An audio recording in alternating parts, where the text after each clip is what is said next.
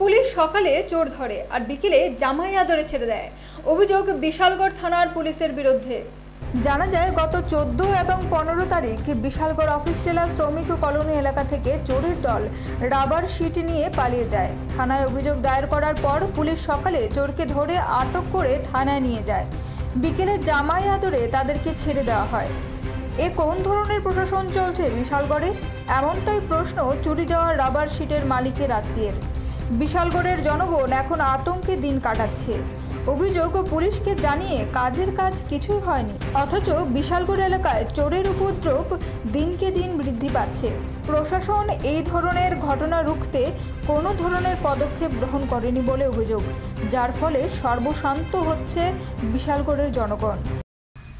কারণ হইল 15 তারিখ সকালে আমার দাদা আমার ফোন করলো যে এই ব্যাপার আয়, আমাদের প্রসেসিং সেন্টারের মধ্যে চুরি হয়েছে। যথাসময় আমি আইলাম সকালে, আয়া দেখি কি তালা রইল, পেছনে দরজাটা খোলা, কীভাবে ঢুকলো। টিনগুলিও দেখলাম ঠিক আছে, দেখা গেল কি আমরা এটা চিন্তিত কোন দিক দিয়ে খুললো। আচ্ছা ঠিক আছে, যথাসম্ভব আবার সব তালা টোলা লাগাইয়া পেছন দরজা লক করে আমরা চলে গেছি। এবার দাদাকে বলা হয়েছে যে চোর আবার আসবে।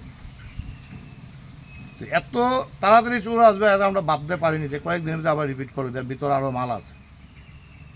দেখা গেল কি 15 তারিখ দুপুরে 1:40 যে সিসি ক্যামেরা ফুটেজ আমাদের কাছে আছে, আমার ক্যামেরা সব এনে আছে উদয়বন্দি। দাদা আসছে যথাসম্ভব আবার দেখার জন্য। এখানে আমাদের পোলট্রি ফার্মও আছে, যার ফলে এখন লুক থাকে সবসময়।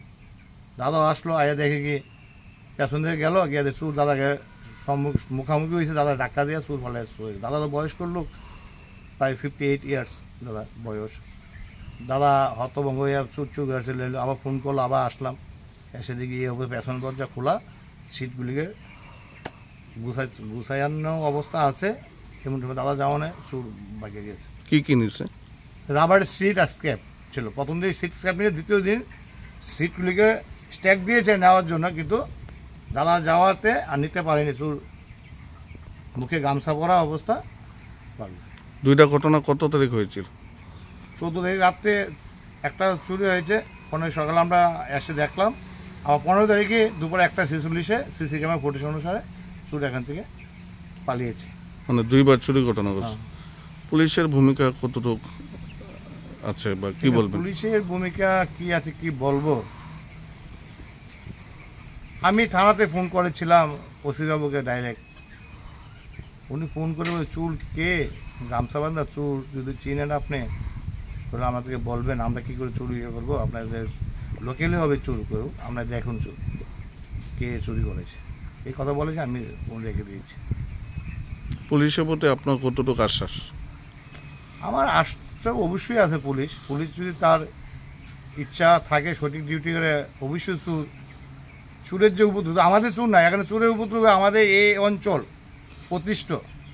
আমরা কিছুদিন আগে আমার বাড়ি যে পাশে যে আমার বাগান আছে বা রাবারের নার্সারি ব্যবসা, আমাদের নার্সারির মটর 2 গ্রাম মটর তুলে নিয়েছি।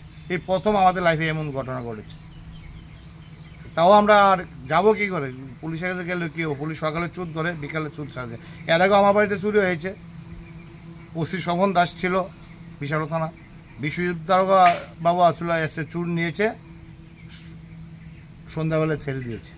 এখন যে নতুন যে ওসি যে এসেছে, ওনার ভূমিকা কতটুকু বা কীরকম পেয়েছেন আপনারা? না, আমার তো থানা দ্বারস্থ হয়নি। তো থানাকে আমি জানিয়েছি, সিসি ক্যামেরা ফুটেজ আছে, থানা আমাকে বলেছে। পরবর্তী চিন্তা করলাম যে আর কী হবে, অভিযোগ করে কী হবে। হ্যাঁ, চোর দেখেছি, চোর এলাকার মানুষ যা দেখছে সবাই শেয়ার করছে, সবাই বলছে আমাদের এই নিচ্ছে, আমাদের ওই নিচ্ছে, এমনি চলছে। কবে শেষ হবে এই অরাজকতা, এটা ভগবান জানবে। কি নাম এই জায়গাটা? অভিশলা শ্রমিক কলোনি। আপনার নাম? আমার নাম সুশান্ত সেনগুপ্ত। সোমবার সকালে বিশালগড় থানার পুলিশের বিরুদ্ধে এক প্রকার ক্ষোভ প্রকাশ করলেন তিনি। কবে নাগাদ এই অরাজকতা শেষ হবে, এমনটাই প্রশ্ন স্থানীয়দের। ব্যুরো রিপোর্ট, পাবলিক নাও।